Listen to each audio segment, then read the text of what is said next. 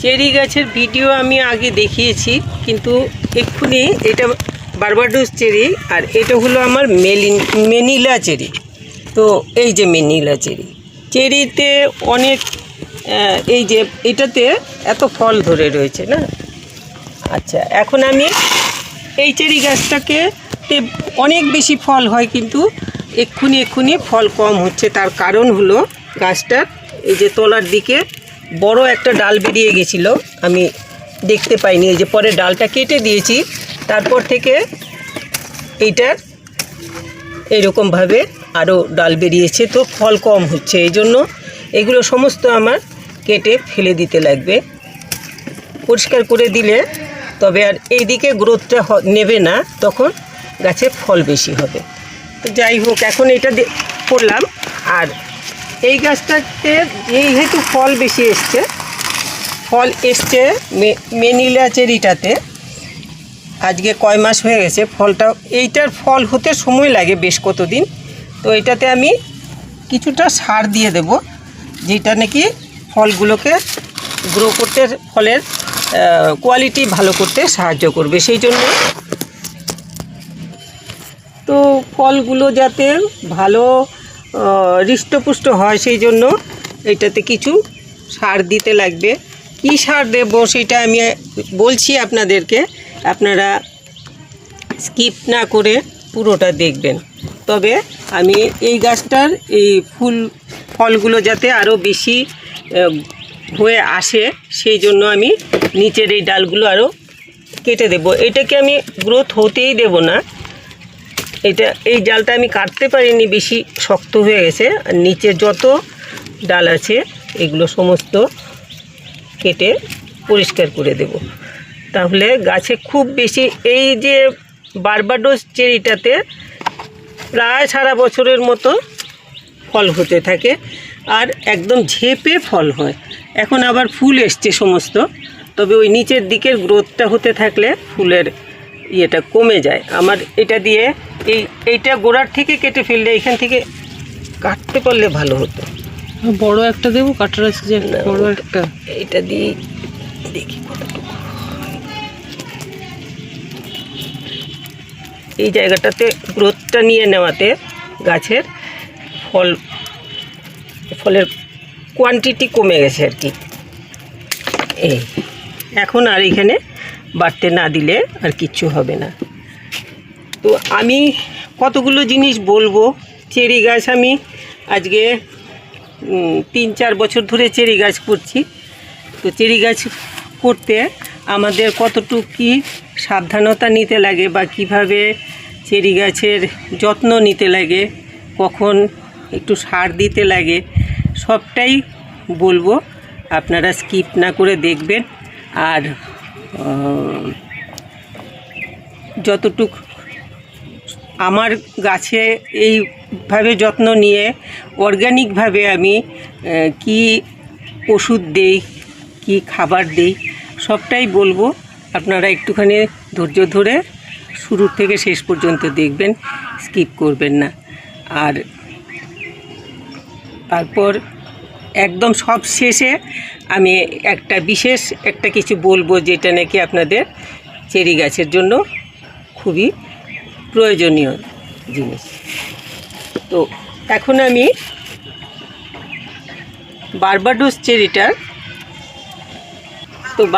চেরিটার যা নিচের দিকে ডালপালা ছিল ওইগুলো সব ছেটে দিয়েছি। আমি লক্ষ্য করিনি, ওইখানটাতে খুব সম্ভব একটা ওই কি বলে এগুলোকে কলমের ইয়েটা বোধহয় ছিল এই জায়গাটাতে। কেন এইখান থেকে যখন গ্রোথটা হওয়ার পরে কিন্তু গাছটার ফলন কমে গেছে। তো এই এখন কেটে দিলাম আমি সবটা। আর এটাতে মোটামুটি সার দেওয়া আছে, এক্ষুনি কিছু সারের দরকার নেই। এই যে মাটিটা আমি দেখাচ্ছি, এই যে মাটি একদম পুরো সার দেওয়া। তো এই মাটিতে এক্ষুনি আর কোনো কিছু দেওয়ার দরকার নেই। আর একটুখানি শুধুমাত্র ওই যে কখনো একটু ওষুধপত্র স্প্রে করে দিলেই হবে। আর বেশি বৃষ্টিতে মনে হয় কিছুটা আয়রনের অভাব হয়েছে। এই যে পাতাগুলো একটু এরকম হয়ে গেছে না, এগুলো আয়রনের অভাবের থেকে হয়।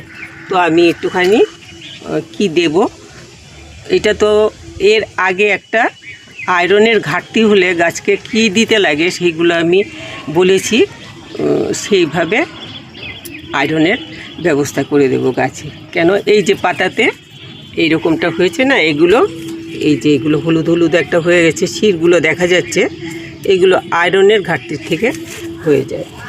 এখন আমি দেখাচ্ছি আমার মেনিলা চেরি।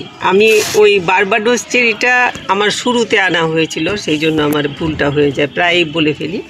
তো এটা মেনিলা চেরি, এটার ফলের যা কোয়ান্টিটি মোটামুটি ভালোই হয়। আরও হয়েছিল নতুন চারা, আমি কিছু ফেলে দিয়েছি, পুরো গাছ ভর্তি হয়েছিল। কিছু ফেলে দিয়েছি কেন, এগুলো শেষে গাছের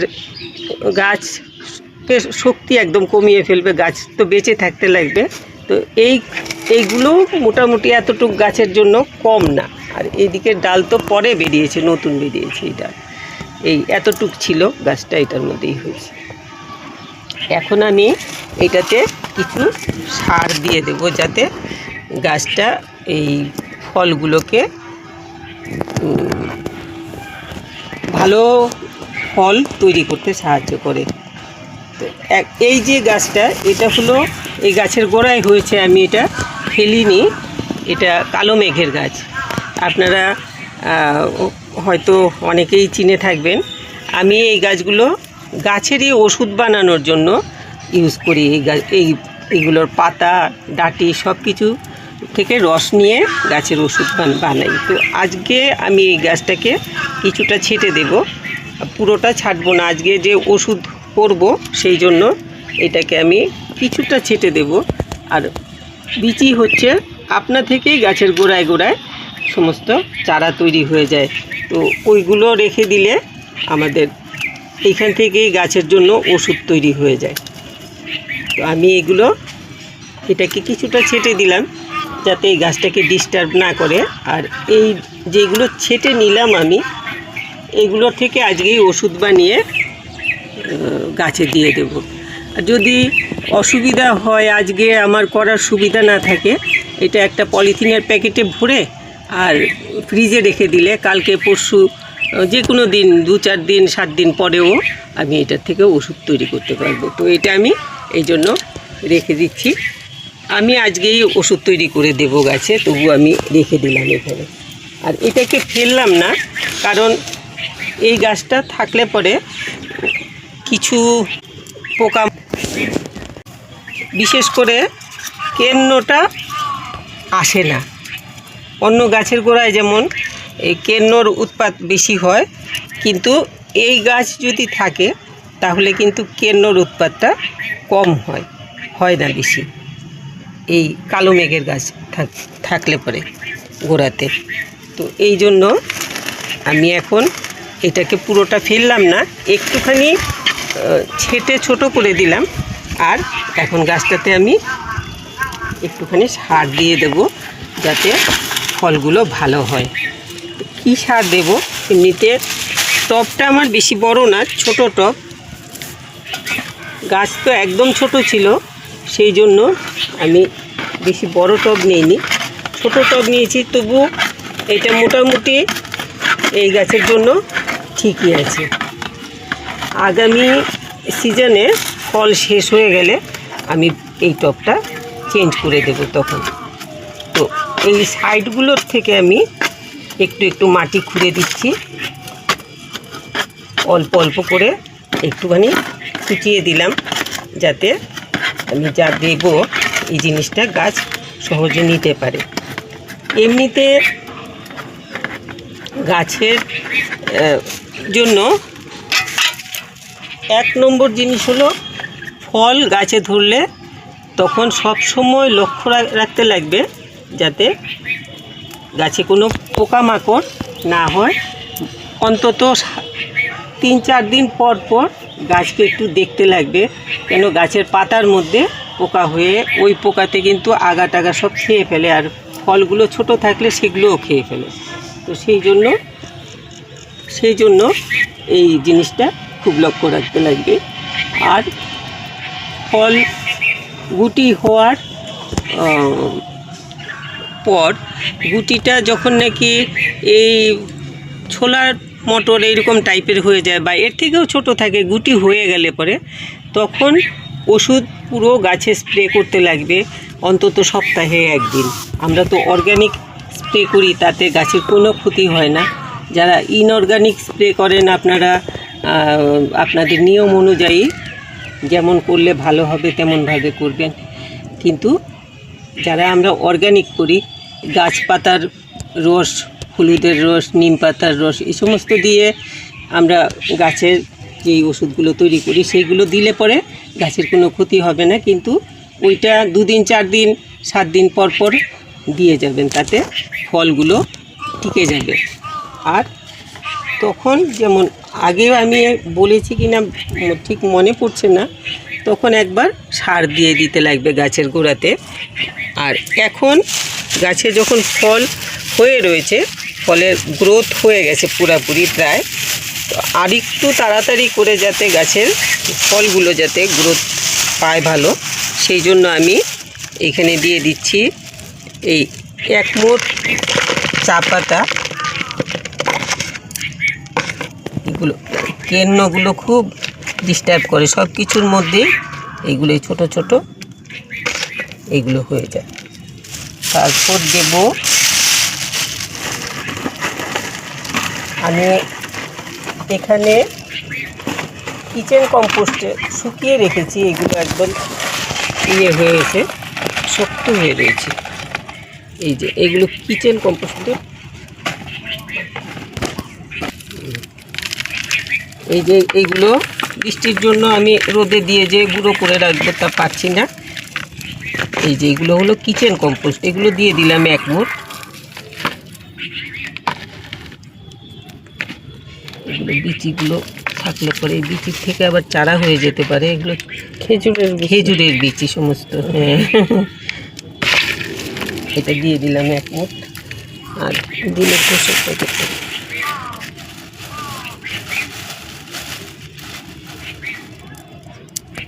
আমি একটুখানি ডিমের খোসার গুঁড়ো দিয়ে দিচ্ছি, এটা থেকে ক্যালসিয়ামের অভাবটা দূর হবে। আর ওইগুলোর থেকে পটাশিয়াম ও ফসফরাস এই সমস্ত পেয়ে যাবে, যেগুলো নাকি ওই ওরা বলে লাল পটাশ। তো আমরা এই সমস্ত থেকে এইগুলোর ব্যবস্থা করে দিচ্ছি। আরেকটা দেব, সেটা হলো কলার খোসা। এই যে শুকিয়ে রেখেছি কলার খোসা, এইগুলো দিয়ে দিচ্ছি 1 মুঠ। এই দিলাম। এখন এটার সাথে আমি দিয়ে দেবো একটুখানি মাটি, এমনি মাটি আমার এটা, মাটিটা এই মাটিটা একটুখানি মিশিয়ে দেবো যাতে মিশাতে সুবিধা হয়। না মিশালেও হয়, কিন্তু আমার টবটা একদম ছোট, তো দেওয়ার পরে তারপরে মাটি মিশানোটা মুশকিল হয়ে যাবে, হয়ে যাবে, ডিস্টার্ব হয়ে যাবে গাছের গোড়াতে। তো এই জন্য এখন আমি কি দিলাম, গাছের এখন পটাশের দরকার, ফসফরাসের দরকার, তারপর ক্যালসিয়ামের দরকার, এই সমস্ত আয়রনের দরকার। এই সমস্তর জন্য আমি এইটাতে কলার খোসা, চা পাতার গুঁড়ো, তারপর একটুখানি কিচেন কম্পোস্ট দিলাম। কিচেন কম্পোস্টে সব কিছু থাকে। তো কিচেন কম্পোস্ট, কলার খোসা, চা পাতার গুঁড়ো, ডিমের খোসা, এইগুলো সমস্ত দিয়ে দিলাম, যেটা নাকি ক্যালসিয়ামের অভাবটাও দূর করবে। তো এগুলো দিয়ে আমি একটু মাটি মিশিয়েছি। মাটি না মিশালে হয়, এগুলো সাইডে দিয়ে, যদি এরকম বড় টব হলে সাইডে দিয়ে এই টবের মাটি দিয়েই একটু ঢাকা দিয়ে দিলে হয়। যেহেতু আমার এই টবটা ছোটো, সেই জন্য আমি একটু মাটি মিশিয়ে তারপরে এই জিনিসগুলো মিশিয়ে নিলাম ভালো করে। এখন এই গাছটাকে আমি কেটে দেবো, এটাকে রাখবো না, কিন্তু এক্ষুনি কাটবো না আর কি। তো আমি এই সাইডগুলো একটু খুঁচিয়ে দিয়েছিলাম এরকম করে। যেহেতু ফল ধরা গাছ, এটাকে তো করে যাতে কোনো রকম চোট না লাগে। কাছে এনে দেখাও। তো আমি এইরকম করে ঘুরিয়ে 1 মুঠ করে এই সার তো আমাদের অর্গানিক সার, এইগুলোতে গাছের কোনো রকম ক্ষতি করবে না। তো আমি এক্ষুনি গোবর সার বেশি করে দিলাম না। গোবর সার দিলে ফলগুলোর গ্রোথ বিশেষ করে বাড়ানোর চিন্তা না করে নিজের গ্রোথ বাড়াতে শুরু করে দেবে বেশি করে। তো সেই জন্য গোবর সারটা আমি এক্ষুনি দিলাম না। অল্প দিলে কিচ্ছু হবে না, বেশি করে দেওয়াটা ঠিক হবে না। তলার এটা ভেঙে দিলাম। এই দিয়ে দিলাম। এখন দিয়ে দেবো একটু জল। তো এখন আমি একটু জল দিয়ে দিচ্ছি ভালো করে। এতটুকুই জল দিলাম যাতে জলটা মাটিটাতে টানে। আর বেশি জল দিলে ধুয়ে দিয়ে সারটা বেরিয়ে যায় অনেকখানি, সেই জন্য বেশি জল দিলাম না। তাহলে আমার এই ফলগুলো বেশি হৃষ্টপুষ্ট হবে আর কি। হয়েছে মোটামুটি। তবে একটা জিনিস হলো সবচাইতে বড় জিনিস, কতগুলো কথা আমি বলবো ভেবেছিলাম। আপনারা যারা চেরি করতে চান ছাদে, বারবাডোস চেরি হলো প্রম্পট অ্যাকশন বলা যেতে পারে। লাগানোর পরে ফুল আসলে অন্তত 15-20 দিনের মধ্যে ফল হয়ে যায়, খাওয়ার প্রায় উপযুক্ত। এই 20-25 দিনের মধ্যে ফল খাওয়া যায়। আর এই ম্যানিলা চেরি যেটা, এটা কিন্তু ওই একবার ফুল আসে আর ফলটা ম্যাচিওর হতে বহুদিন লাগে। তারপর এই ফলগুলো ওইগুলো যেমন অনেকটা টক টেস্ট বেশি, এই ম্যানিলা চেরিটা টকটা কম, কিন্তু পাকতে অনেক দিন সময় লাগে। তো মিষ্টি খেতে হলে পরে তো একটুখানি ধৈর্য ধরতেই লাগবে, সেইটাই হলো বড় কথা আর কি। ধৈর্য ধরে থাকলে দুটো গাছই লাগাবেন ছাদে, দুটো না লাগালে ভালো লাগবে না। এটা তো খুব তাড়াতাড়ি ফুলের থেকে ফল খুব তাড়াতাড়ি হয়ে যায়, আর এইটাতে ফলটা হতে একটু সময় লাগে আর কি, ম্যাচিওর হতে, ফল পাকতে। না পাকলে তো খাওয়া যাবে না, আর পাকতে বেশ কিছুটা সময় লাগে। তো এই জল দিয়ে দিলাম। আর একটুখানি অন্তত পক্ষে 15-20 দিন পরে একটুখানি ওই স্প্রে করে দিতে লাগে পোকার ওষুধ। কারণ আমরা অর্গানিক ওষুধ স্প্রে করি 15-20 দিন কেন, যদি দেখা যায় আগে হয়ে গেছে তো আগেই স্প্রে করা যেতে পারে, কোনো প্রবলেম হবে না গাছের। শুধুমাত্র ফুল থাকলে ফুলে যাতে ওষুধ না পড়ে, ফুলে ওষুধ পড়লে পরাগায়নটা হয় না, পোকা টোকাগুলো এসে মৌমাছি এই সমস্ত এসে বসে না। তেতো ওষুধ তো আমাদের এগুলো অর্গানিকগুলো সবগুলোই তেতো ওষুধ। কাজেই তারপর কিছু গন্ধ থাকে, যেমন কর্পূরের গন্ধ থাকে, কাঁচা হলুদের গন্ধ থাকে, এইগুলোতে আসে না, তাতে পরাগায়নের ঘাটতি হয়ে যায়। এখন আমি দেখাচ্ছি, বলছিলাম যে সবার শেষে আমি বিশেষ একটা কথা বলবো। সেটা হলো, এই যেমন আমার এই গাছটাতে এখন এই যে আয়রনের ঘাটতি হয়েছে, পাতাগুলো এরকম হয়ে গেছে, এই দিকের ডালটাতে বেশি হয়েছে। এই যে পাতা থাকার কথা এরকম, কিন্তু দেখা যাচ্ছে এই যে কতখানি ডিফারেন্স।